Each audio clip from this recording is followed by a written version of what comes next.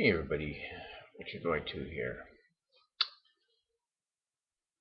And this is a response to Swordsage, who's asking about the potential for a paradigm shift being what's referred to as the end of the world in 2012.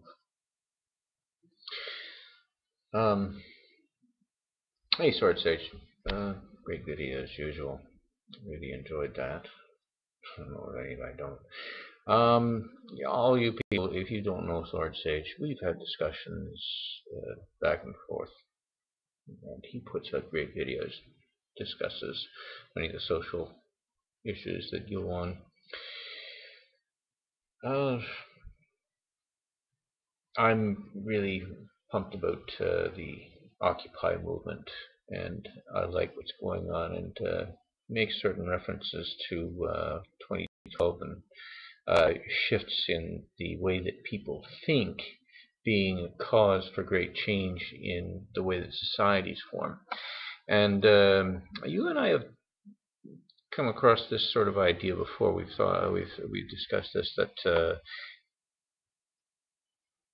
societies come and go. They build and they collapse, and a lot of times they develop further and get better as they devise better ways of uh, processing things, administering elements of society.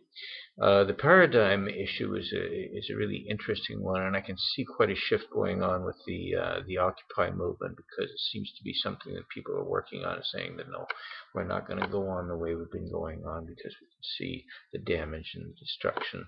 It's so plain visible and out there these days, and I'm working more and more towards trying to effect some sort of change. And as far as that goes, you ask, can we do it? Do you think we can? And I have to say that we have no choice. We have to. If it goes on the way it's going, it is going to go. But then again, societies often come and go. They build up and they collapse. And I think we pick up and learn from those things. Perhaps there is a collapse coming. And as noted by a historian that I'm reading right now, the Roman collapse, the fall of Rome, wasn't really a fall. It was a breakup, and it kind of shifted and reorganized and regrouped and redeveloped and grew up in other spaces, east and west split in smaller communities, and there were various battles that went on to vie for supremacy that went on, and we devised different ways of doing things, to the point where we ended up with there was Europe. There were powerhouses like Britain, and they rose and they didn't really disappear, did they?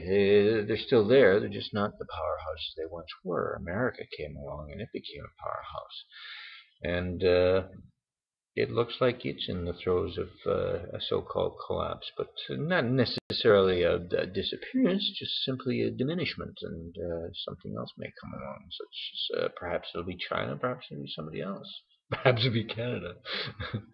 I, yeah, right now I'm a little bit concerned about Canada, because I get a little bit fearful that Harper is more of a Americanized Canadians are just going to start pushing the same shit that went on down there. And I'm hoping the Occupy movement, it's probably going to, it may pull back a little bit, and it'll come back. It'll do a regrouping. I think it's not done. There's a lot of the current existing institutions are trying to push out the Occupy movements, at least up here in Canada. I think they're trying to do it down in New York and whatnot too. But they're hemming and hawing. Up here, there's a certain element of, oh, what's it? We're better than the rest of the world. We haven't collapsed the way they have. What do you got to complain about? But we still got issues up here. We got the Alberta tar sands. We got the mega quarry. Fracking is probably going to start coming up here. These are three big problems that involve extremely heavy destruction to environment. And I'm big on environment, and I'm really bothered by the idea of society expanding to such point without limits, because it pushes us into another dangerous zone that I fear, and that's one of dictatorship, where technology is so dependent on, and only few control it. No, I'm not going to get too much into that. No, I think I'm thinking more positive. I think things are going to. I think we can work things out. I think we can change things for the better, for a better society, where the custodians of society are society, where society says, no, that's not your job, Mr. Government. No, your job is simply to see to it, to settle disputes among us. We are the ones that are the element. We are the issue. We are the important aspect of what goes on in the world. Society. Government is not supposed to be the proprietor that tells us what to do in order to make in order to make the country go. No, society is supposed to exist for its own sake. Each individual is supposed to exist for their own sake, and part of that existence happens to be social intercourse, the interaction among people. I'm hopeful. A lot more to do on this, a lot more thinking, a lot more discussion. And I really appreciate your work in that area, along with a lot of the other folks. All you folks out there, ladies and gentlemen, I thank you. Please, let's not stop. We are going to keep on growing. And I do think that social media has a great deal to do with it. The fact that everybody is getting a lot of free knowledge, there is a big part to play in that, I think. It would explain a great deal, wouldn't it?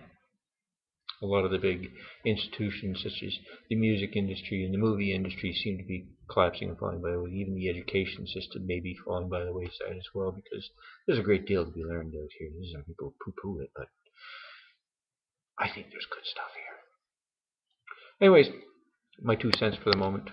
Be hopeful. Things will be good. It's interesting, if not anything else. Thanks a lot. Bye for now.